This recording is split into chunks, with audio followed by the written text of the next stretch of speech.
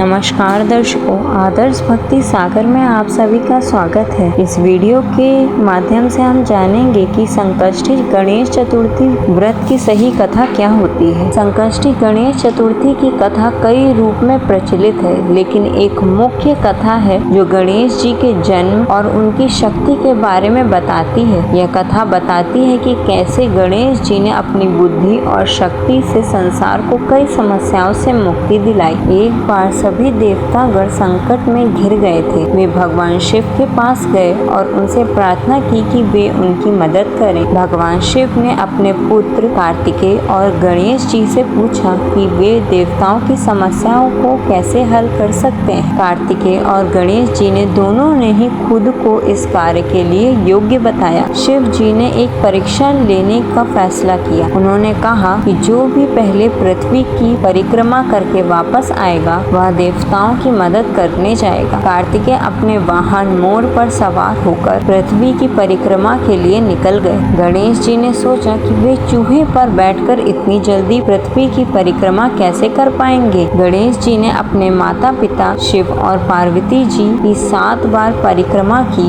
और फिर वापस अपने स्थान पर बैठ गए। जब कार्तिकेय वापस आए तो उन्होंने शिव जी से कहा कि उन्होंने पृथ्वी की परिक्रमा कर ली है और अब वे देवताओं की मदद करने के लिए तैयार हैं। शिव जी ने गणेश जी से पूछा कि उन्होंने पृथ्वी की परिक्रमा क्यों नहीं की। गणेश जी ने कहा कि माता पिता के चरणों में समस्त लोक हैं, इसलिए उन्होंने पृथ्वी की परिक्रमा नहीं की। शिव जी ने गणेश जी की बात सुनकर उन्हें देवताओं की मदद करने का आदेश दिया। गणेश जी ने देवताओं के सभी संकटों को दूर किया और सभी लोग खुशी खुशी रहने लगे। इस कथा से हमें यह सीख मिलती है कि हमें सदैव अपने माता पिता का सम्मान करना चाहिए और उनकी आज्ञा का पालन करना चाहिए। गणेश जी की बुद्धि और शक्ति से हमें यह भी पता चलता है कि हमें सदैव समस्याओं का सामना करने के लिए तैयार रहना चाहिए। यह एक संक्षिप्त कथा है, लेकिन संकष्टी चतुर्थी की कई अन्य कथाएं भी प्रचलित हैं जो गणेश जी की महिमा और उनके भक्तों के प्रति उनकी कृपा के बारे में बताती हैं। धन्यवाद। आशा करती हूँ कि भगवान गणेश हम सभी को